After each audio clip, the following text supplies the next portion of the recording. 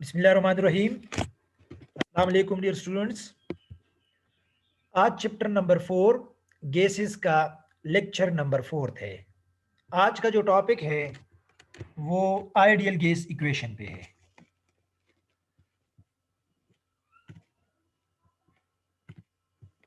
Ideal gas equation. Okay, तो सबसे पहले आइडियल गैस है क्या? आइडियल गैस है क्या?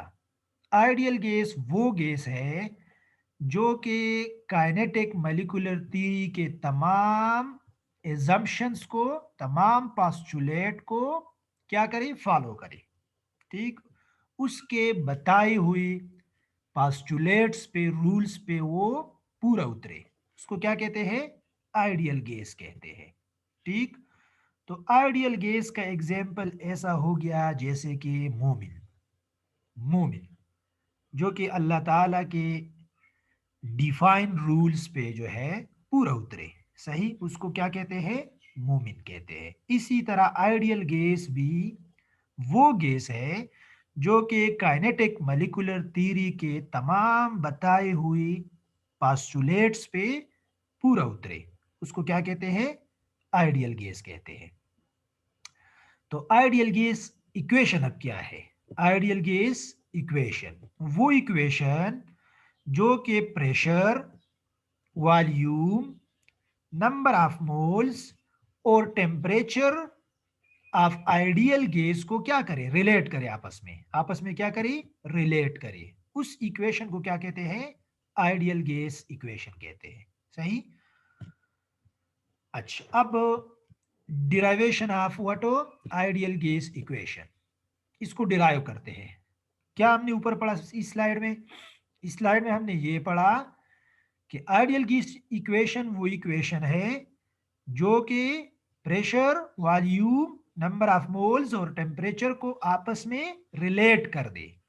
तो वो इक्वेशन कौन सा है? तो अब उस इक्वेशन की डेरिवेशन, तो आइडियल गैस इक्वेशन तीन गैस के जो लाज है उनके कॉम्बिनेशन से आया है। ठीक है, तो फर्स्ट गैस की ला क्या है? बॉयल्स ला है।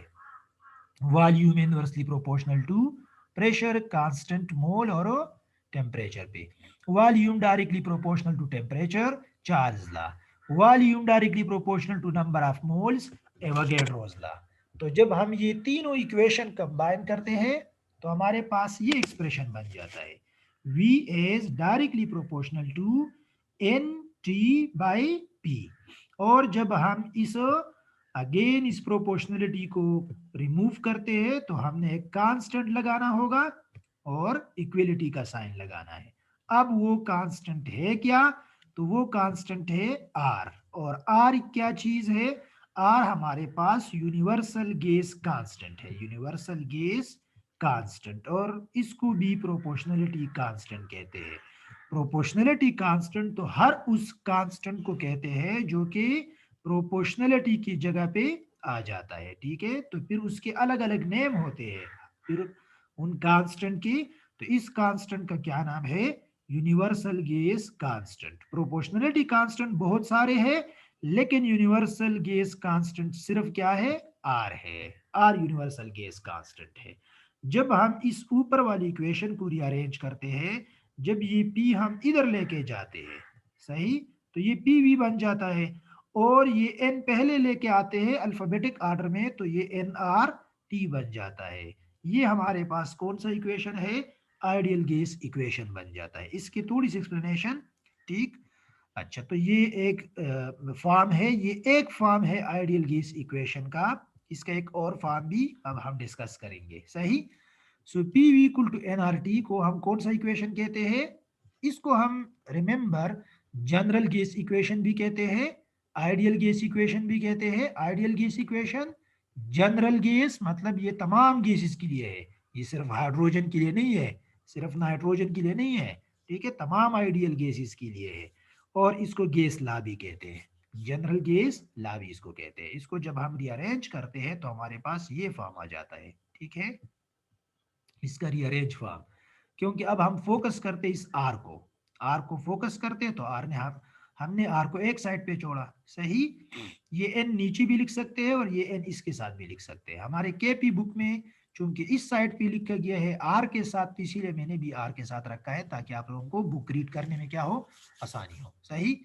अच्छा, तो ये एन हमारे पास नंबर ऑफ मोल्स है। एन क्या है, नंबर ऑफ मोल्स है। तो स्टैंडर्ड मोल्स कितने होते हैं, स्टैंडर्ड मोल हम किसी भी गैस के लिए कितने लेते हैं, 1 लेते हैं।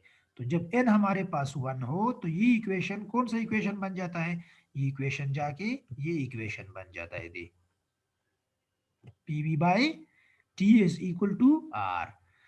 तो प्रेशर और वॉल्यूम का जो प्रोडक्ट है, उस प्रोडक्ट का रेशो अगर एब्सोल्यूट टेम्परेचर पे डिवाइड किया जाए, एक ही गैसियस सिस्टम है, हमारे पास एक गैस है इसके अंदर, ठीक। और हम इस जो अंदर गैस है, इसके अंदर गैस है, अगर हम इसका क्या क्या चेंज कर दे, अगर हम टेम्परेचर भी चेंज कर दे और प्रेशर भी चेंज कर दे तो वॉल्यूम तो चेंज होगा, तो इससे एक दूसरा सिस्टम बन जाएगा, ठीक है। इससे ये गैस का सिस्टम क्या हो जाएगा, चेंज हो जाएगा, ठीक है। अंदर अब भी गैस है, वही गैस है, मास सेम है, मास क्या है, सेम है। फर्ज कर ली इधर भी 1 मोल था, इधर भी 1 मोल था।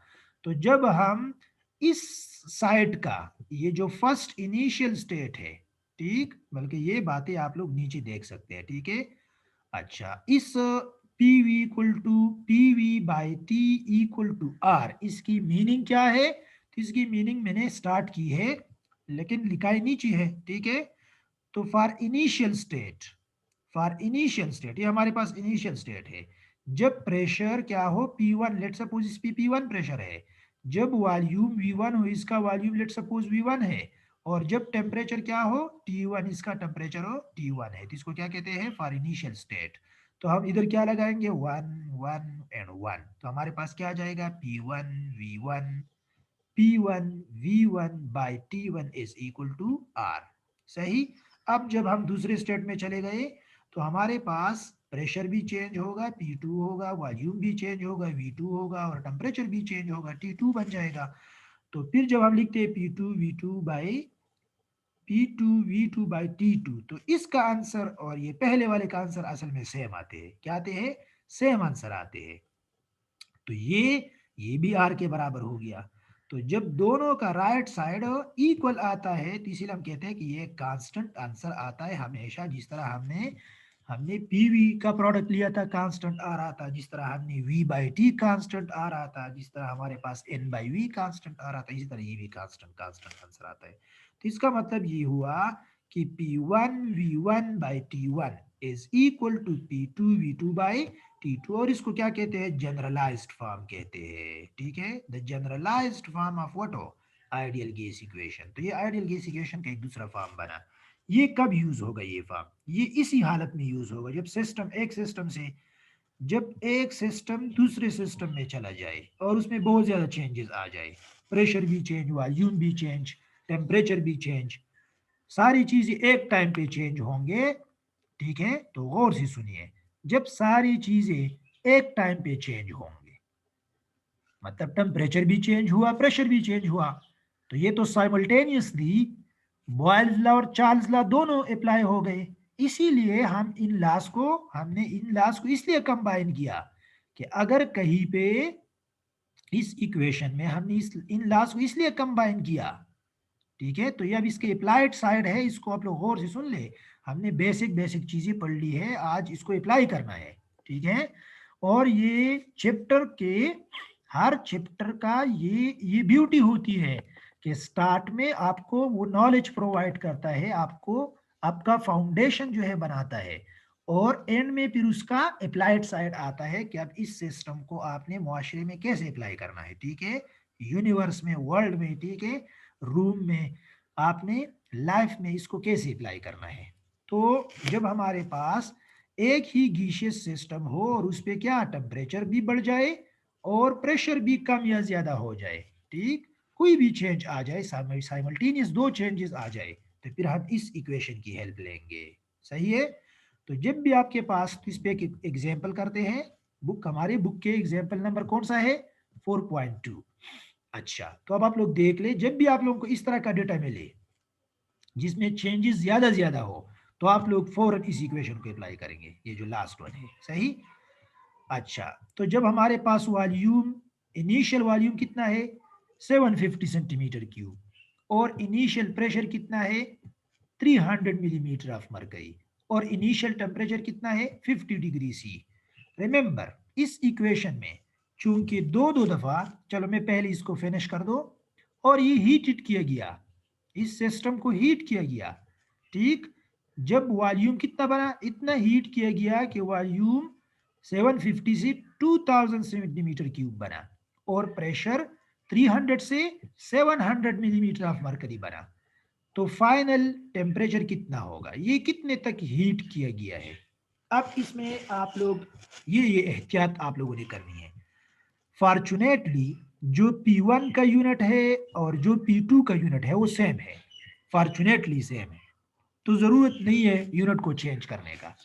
अगर कहीं पे ये यूनिट एटीएम में होता, ये यूनिट किस में होता, एटीएम में होता, फर्ज कर ले, ठीक है, किस में होता, ए टी एम में, और ये दूसरा यूनिट किस में होता, ये दूसरा यूनिट मिलीमीटर ऑफ मरकरी में होता, तो हमने या तो मिलीमीटर ऑफ मरकरी को एटीएम में चेंज करना होता, या एटीएम को मिलीमीटर ऑफ मरकरी में चेंज करना होता।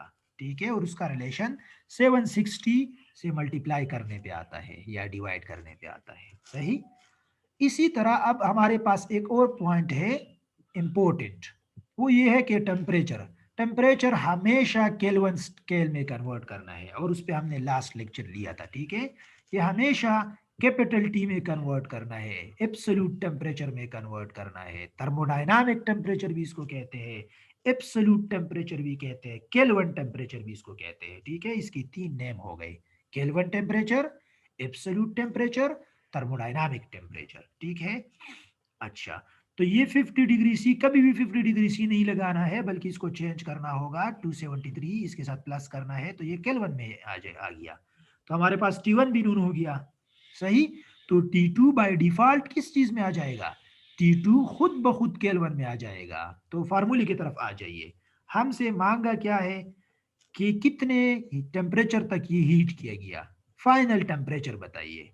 ठीक है, फाइनल टेम्परेचर, तो फाइनल टेम्परेचर पे अब आप लोग फोकस कर ले।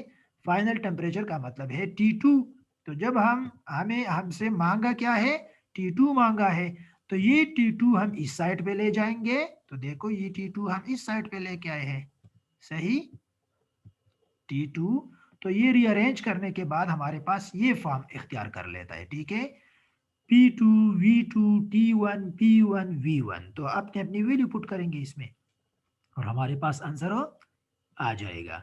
अच्छा, इसमें एक और क्वेश्चन भी अराइज होता है, ये हमारे पास केल्विन में आंसर आ गया, तो हमारे पास शुरू में केल्विन कितना था, T1 केल्विन में कितना बना था 323 केल्विन। अब ऐसा भी पूछा जा सकता है, इससे रेलेवेंट बात यह है कि कितना राइज टेम्परेचर में आया है। तो अगर कहीं पे राइज एंड टेम्परेचर का पूछा हो, एक तो यह है कि फाइनल टेम्परेचर कितना है। ठीक है, आप लोग देख ले, what is the final temperature, अगर इस फाइनल की जगह क्या आता, लेट सपोज राइज आता, राइज इन टेम्परेचर आता, ये जो मैं नीचे लिख रहा हूं, लेट सपोज ऐसे आता, राइज इन टेम्परेचर कितना है, तो ये डिफरेंस की बात हो रही है फिर, राइज इन टेम्परेचर। तो रिमेंबर, राइज इन टेम्परेचर के लिए भी, राइज इन टेम्परेचर के लिए भी यही फार्मूला है, एक्स्ट्रा एक और स्टेप है, यही फार्मूला राइज एंड टेम्परेचर के लिए भी है। आप लोग पहले T2 फाइंड आउट करेंगे, और फिर आप लोग लिखेंगे T2 minus T1, T2 minus T1। ठीक है, तो इधर से हमारे पास ये आंसर भी अभी हमें मिलेगा, ये आंसर भी हमें मिलेगा कि राइज इन टेम्परेचर कितना है, जब हम 2010 केल्विन से 322 केल्विन को माइनस कर दे। सही, तो हमारे पास राइज इन टेम्परेचर भी आ जाएगा। अच्छा, अब इंपॉर्टेंट पॉइंट्स और इंपॉर्टेंट पॉइंट्स की तरफ आते हैं। आइडियल गैस इक्वेशन की क्या क्या एप्लीकेशन है। ठीक, तो लोअर लेवल पे, मतलब FSC लेवल पे हमारे पास इसके 7 एप्लीकेशन है। कितने एप्लीकेशंस है, 7, 5 हमारी बुक में गिवन है। 5, शुरू के 5 हमारी बुक में गिवन है और ये लास्ट 2 भी इतनी मुश्किल नहीं है मतलब, ठीक है। तो 1 बाय 1 में रीड करता हूं पहले। 7 एप्लीकेशन इसके। Number first, value of R, ये जो आर की वैल्यू है वो अभी तक हमने कैलकुलेट नहीं की है। At what? At STP, standard temperature और प्रेशर पे। Similarly value of R in SI unit, system international में क्या यूनिट है। इसी तरह calculation of mass of gas, mass of gas. इसी तरह calculation of density of gas, concentration of gas, molar mass of gas. देखो mass और molar mass different चीजें हैं। और जब मोलर मास का पता चलेगा तो गैस हम आइडेंटिफाई भी कर सकते हैं, ठीक है।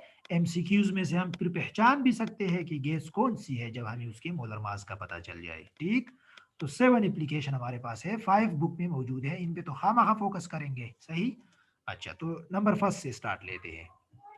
Value of R at STP, STP पे क्या वैल्यू है, सही। तो शुरू से स्टार्ट लेते हैं, पहले हम क्या लिखेंगे, पीवी इक्वल टू एनआरटी। तो इस इक्वेशन में मास कहीं पे भी नजर नहीं आ रहा, मास नजर नहीं आ रहा, ठीक है। तो जब मास नजर नहीं आ रहा तो हम क्या करेंगे, सॉरी, हम क्या करेंगे इस इक्वेशन में, इस इक्वेशन में हम क्या करेंगे। अच्छा, हम R की वैल्यू STP पे कैलकुलेट करते हैं, इसके लिए मास की जरूरत नहीं है, मैं मास की तरफ चला गया, ठीक है, इसके लिए सॉरी। अच्छा, R, तो सिंपल हमने R को एक साइड पे करना है, R एक साइड पे कर दिया और PV बाय NT को दूसरे साइड पे कर दिया, सही है। तो पहले तो इक्वेशन को क्या करना है, रीअरेंज करना है। इक्वेशन रीअरेंज किया, PV बाय NT बना। तो प्रेशर कौन सा लगाएंगे, स्टैंडर्ड प्रेशर। टेम्परेचर कौन सा लगाएंगे, स्टैंडर्ड टेम्परेचर। तो स्टैंडर्ड टेम्परेचर हमारे पास क्या है, 0 सेंटीग्रेड है, जो कि 273 केल्विन के बराबर है। प्रेशर स्टैंडर्ड कौन सा है, 1 एटीएम, 1 एटीएम स्टैंडर्ड प्रेशर है। और स्टैंडर्ड मोल्स कितने हैं, स्टैंडर्ड मोल्स कितने हैं, 1 मोल, ठीक है, इसकी बात हो गई। तो 1 मोल स्टैंडर्ड मोल है। अब जब हमारे पास 1 मोल गैस हो और 1 एटीएम प्रेशर हो और 273 केल्विन हो तो कितना वॉल्यूम ऑक्युपाई करता है, ठीक है। तो वॉल्यूम ऑक्युपाई करता है 22.4 डीएम क्यूब हो, क्योंकि वॉल्यूम तीनों पे डिपेंड करता है, कल हमने पढ़ लिया था, ठीक। अच्छा, 22.4 डीएम क्यूब हो। तो ये वैल्यू बस लगा ले किस चीज में, इस ये इक्वेशन, इस इक्वेशन में ये वैल्यू लगा ले, पुट कर ले 1 एटीएम, ठीक, पी की जगह हो गया, 22.4 डीएम क्यूब वी की जगह हो गया, और 1 मोल और 273 केल्विन बाल तरतीब किस किस के साथ, नंबर ऑफ मोल और टेम्परेचर के साथ हो गया। तो हमारे पास जो आंसर आर का आ जाता है वो क्या आ जाता है, the answer of R, the value of R in what हो, the value of R at STP हमारे पास आंसर आ जाता है 0.0821 डेसीमीटर क्यूब, ये डेसीमीटर क्यूब। एटीएम, एटीएम पहले लिख ले बाद में लिख ले, इससे फर्क नहीं पड़ता। मोल इनवर्स, केल्विन इनवर्स, ये सुन ले, जितनी भी आगे यूनिट्स है उसमें मोल इनवर्स और केल्विन इनवर्स खामखा आएगा, क्योंकि मोल का, मोल खुद यूनिट है किस चीज का, क्वांटिटी का, इसका अल्टरनेट यूनिट नहीं है, सही है, क्वांटिटी का। और केल्विन जो है वो किसका है, केल्विन की जगह सेंटीग्रेड लगा सकते हैं, लेकिन ये केल्विन ही लगाते हैं हम, सही। तो ये हमारे पास क्या, कौन सी वैल्यू है, आर की वैल्यू है एस टी पी पे। अब हमारे एफएससी बुक में लिखा है कि प्रैक्टिस प्रॉब्लम 4.2 नंबर है, प्रैक्टिस प्रॉब्लम, उसमें ये पूछा है कि आर की वैल्यू बताइए डेसीमीटर क्यूब एमएम में, मिलीमीटर ऑफ मरकरी में, ठीक। तो ये आर की दूसरी वैल्यू है, ये आर की तीसरी वैल्यू है, ठीक है, मिलीमीटर ऑफ मरकरी और टारसेंट चीज है। अच्छा, और आर, आर की वैल्यू किस चीज में, सेंटीमीटर क्यूब में। तो ये उस प्रैक्टिस प्रॉब्लम के क्या है, आंसर्स है, ये उनके आंसर्स है, ठीक है। अच्छा, एक एप्लीकेशन हो गया, कौन सा, वैल्यू ऑफ आर एट बटो एस टी पी। ये जो आंसर है ये एक आंसर हो गया किसका, एप्लीकेशन का। एप्लीकेशन, सेकंड एप्लीकेशन क्या है, value of R in S I units हो। तो इंटर सिस्टम इंटरनेशनल में प्रेशर का यूनिट क्या है, न्यूटन पर मीटर स्क्वायर है, ठीक। तो हम 1 एटीएम लिखेंगे कि कितने न्यूटन मीटर स्क्वायर के बराबर है। तो इक्वेशन तो हमारे पास वही है, P equal to N R T. अच्छा, जिसमें हमारे पास प्रेशर क्या होता है, प्रेशर ऊपर होता है उस इक्वेशन में, वॉल्यूम ऊपर, नंबर ऑफ मोल्स नीचे, और क्या, टी भी नीचे है। सही।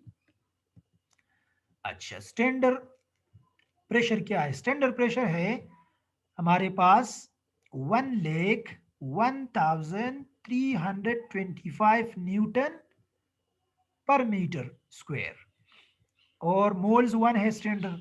ठीक, तो वॉल्यूम कितना आता है, वॉल्यूम का एस आई यूनिट डिसीमीटर क्यूब नहीं है, ये डिराइव्ड यूनिट है। हमारे पास वॉल्यूम का जो एस आई यूनिट है वो मीटर क्यूब है, तो इसको हम किस पे डिवाइड करेंगे, 1000 पे। जब इसको हम 1000 पे डिवाइड करते हैं तो हमारे पास क्या आंसर आता है, हमारे पास ये आंसर आ जाता है। तो हम ये वैल्यू लगाएंगे, अब देखो जो ऑलरेडी मैंने पुट की है। ठीक है, तो हमारे पास आर का जो आंसर आ जाता है, आर का नेट आंसर हमारे पास एस आई यूनिट में आर का ये आ जाता है। ठीक है, 8.3143 newton metre mole inverse kelvin inverse. Newton S I unit है, मीटर एस आई यूनिट है, मोल एस आई यूनिट है, केल्विन एस आई यूनिट है। ठीक है, तो वैल्यू ऑफ आर चेंज होती है, ठीक, जब हम एटीएम से किस में चले जाए, एस आई यूनिट में चले जाए। सही है, और इसमें रिलेटेड बात में एंड में दोबारा बताऊंगा कि वैल्यू ऑफ आर चेंज होती है कि नहीं होती। सही। अच्छा, अब ये न्यूटन मीटर हमारे पास किसके बराबर है, newton metre is equal to joule. Newton और मीटर किस चीज के बराबर है, जाउल के बराबर है। तो ये जो लास्ट, अब इससे नीचे जो वैल्यू है, newton metre is equal to joule. ठीक, तो ये जो नीचे वाली वैल्यू है, ये वाली, ये वैल्यू ऑफ आर ए, वैल्यू ऑफ आर है किस चीज में, in unit of energy. Value of R in unit of energy, ये जॉल में है और ये कैलोरीज में है। किस चीज में है, कैलोरीज में है। जॉल को कैलोरी में चेंज करने के लिए हम इसको डिवाइड करेंगे किस चीज पे, 4.418 पे डिवाइड करते हैं।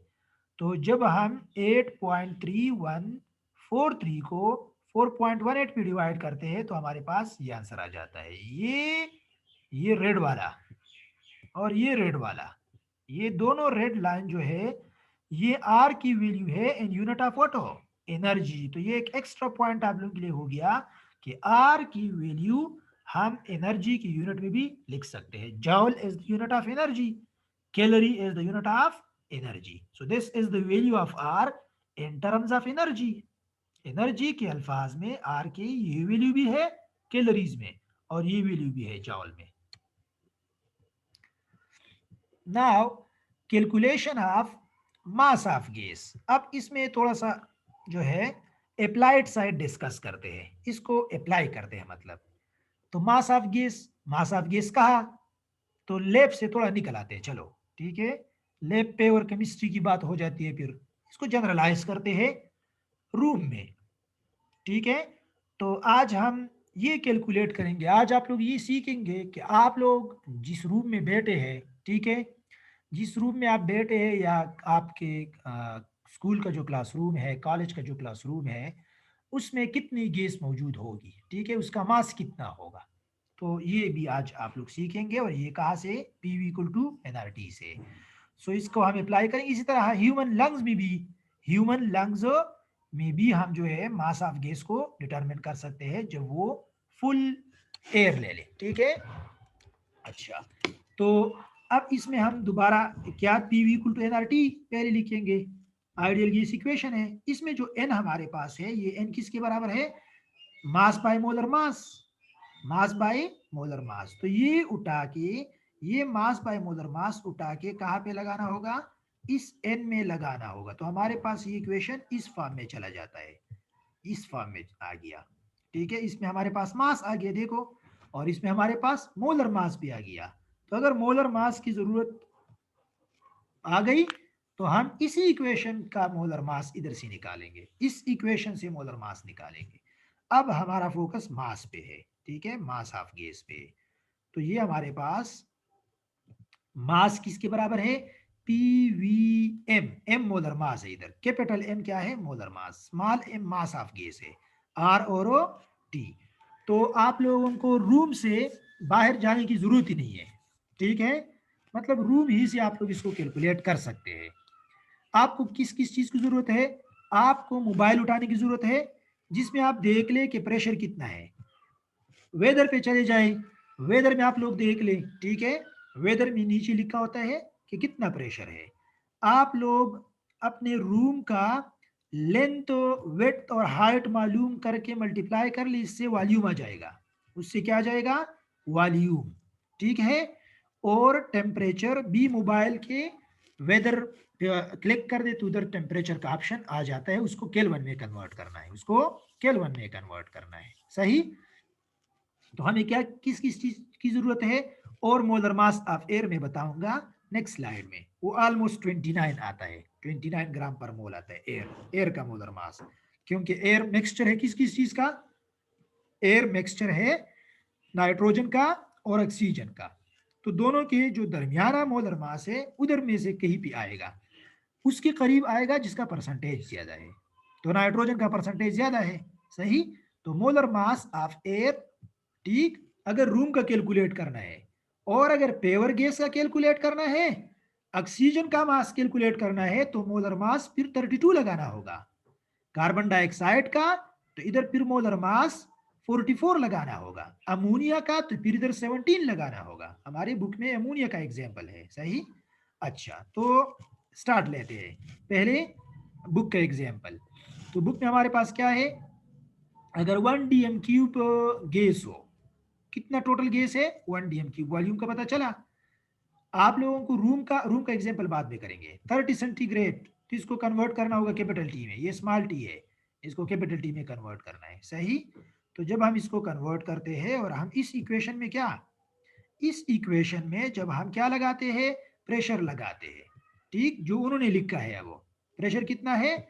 1000 मिलीमीटर ऑफ मरकरी है। इधर जो उन्होंने लिखा है वही लिखेंगे, ठीक। तो हम चूंकि एस आई यूनिट यूज करते हैं तो इस 1000 को 760 पे डिवाइड करना होगा, जो जिससे क्या आंसर आता है? 1.316 एटीएम आंसर आता है। तो प्रेशर हम लगाएंगे 1 पॉइंट, क्या लगाएंगे? 1.316 लगाएंगे। इसी तरह वॉल्यूम भी लगाएंगे, ठीक, 1 dm³। और मोलर मास अमोनिया का लगाएंगे, अब एयर का नहीं लगाएंगे। अमोनिया का 17 है। और आर की वैल्यू लगाएंगे एस आई वैल्यू, ठीक है। क्योंकि ये एस आई सिस्टम है, देखो एटीएम है, एटीएम और dm³ है, तो हम एस आई यूनिट लगाएंगे। ये एहतियात आप लोगों ने करनी है कि आर की कौन सी वैल्यू पिक करनी है। तो आर की वही वैल्यू पिक करनी है जो जो आप लोगों को वॉल्यूम का यूनिट लगे, जो आप लोगों को टेम्परेचर प्रेशर का यूनिट लगे, एटीएम और dm³। तो हम आर का वो यूनिट लगाएंगे जिसमें dm³ और क्या हो? एटीएम हो, सही। तो हमारे पास 1 लीटर अमोनिया का मास, 1 लीटर अमोनिया का मास कितना आ जाता है? 0.911 ग्राम आ जाता है, जब प्रेशर कितना हो? 1000 मिलीमीटर ऑफ मरकरी हो और टेम्परेचर कितना हो? 30 सेंटीग्रेड, जो कि केल्विन में बराबर है किस चीज के? 303 केल्विन के, ठीक है। तो अब रूम की तरफ आ जाइए। देखो, एवरेज मोलर मास एयर का क्या है? एयर का 1 मोल जब हम ले ले, क्या मतलब 1 मोल? 6.02 10⁻23 एयर के जब मॉलिक्यूल्स देते हैं तो उसका मास 28 पॉइंट समथिंग आता है, 28.9 आता है, जो कि मैंने ना 29 लगाया है, ठीक है। तो हम इधर क्या यूज करेंगे? इधर लेट सपोज ये रूम है, देखो मैंने रूम का स्ट्रक्चर भी ट्राई की है कि मैं ये, तो हम इधर मोलर मास ये लगाएंगे 29 या 28.9। वॉल्यूम भी हम लगाएंगे, ठीक। नॉर्मल जो रूम होता है वो 4x4x3 होता है, 4 मीटर 4 मीटर और 3 मीटर होता है, सही। बड़े बड़े रूम जो होते हैं थोड़े से। अच्छा, तो 4 4 अब हम वॉल्यूम की बारी है ना, अब वॉल्यूम की बारी है कि रूम का वॉल्यूम कितना है। तो 4 लेंथ है, 4 लेट सपोज हाइट है और 3 मीटर विड्थ है। तो 4 4 16 16 3 48 मीटर क्यूब।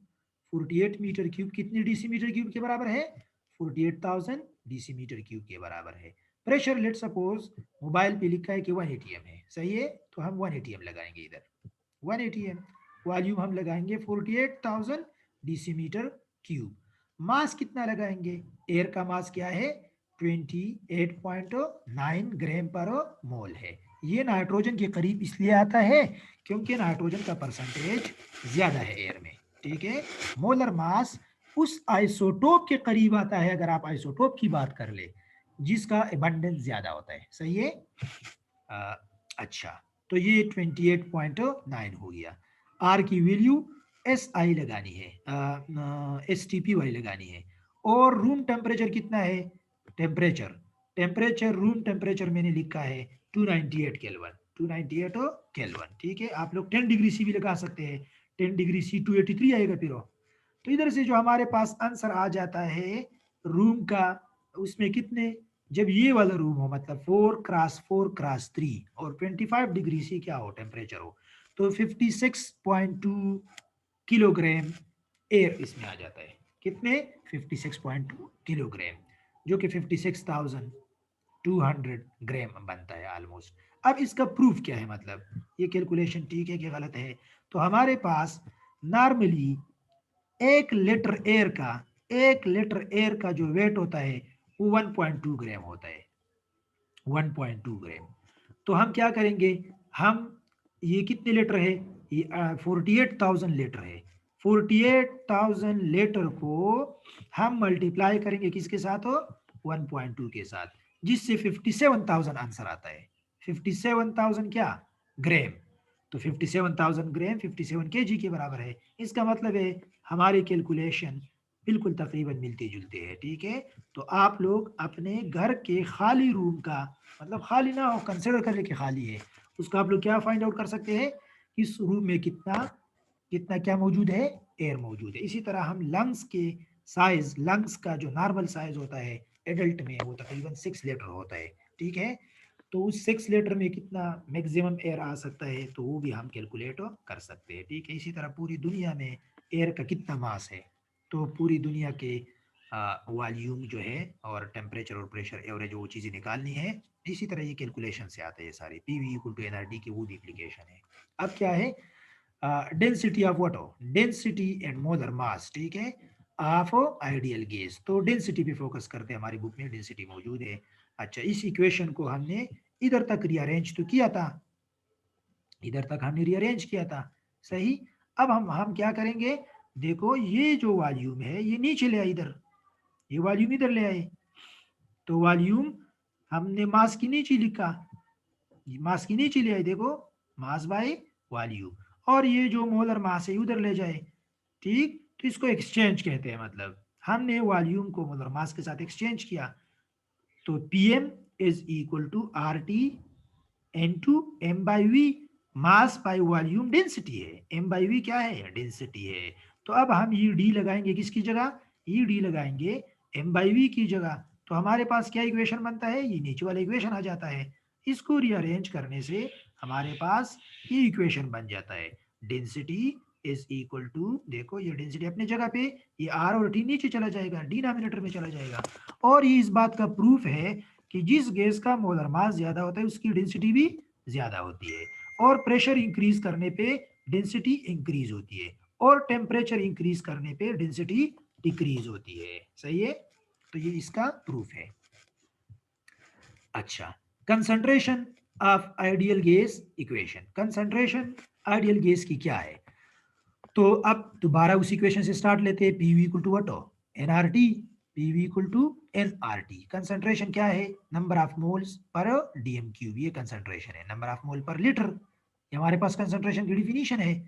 तो number of mole by volume N by V, अभी हमने एम बाई वी लिखा था, एम ऊपर इक्वेशन है, हमने मास बाई वॉल्यूम लिखा था, अब हम नंबर ऑफ मोल लिखेंगे।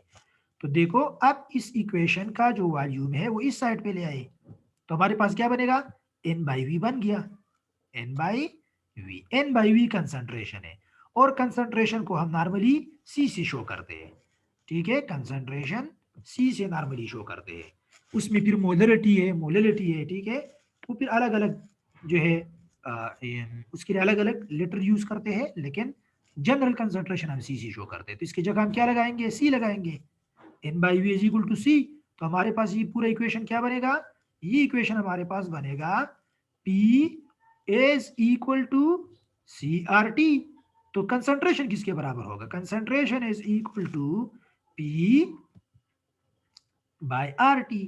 तो जब हमें प्रेशर का पता हो और टेम्परेचर का पता हो, अगर हमें टेम्परेचर और प्रेशर नोन हो तो आर तो वैसे भी नोन है, ठीक, आर तो ठीक है, गैस कांस्टेंट है, तो हम क्या डिटरमिन कर सकते हैं? कंसंट्रेशन डिटरमिन कर सकते हैं, ठीक है।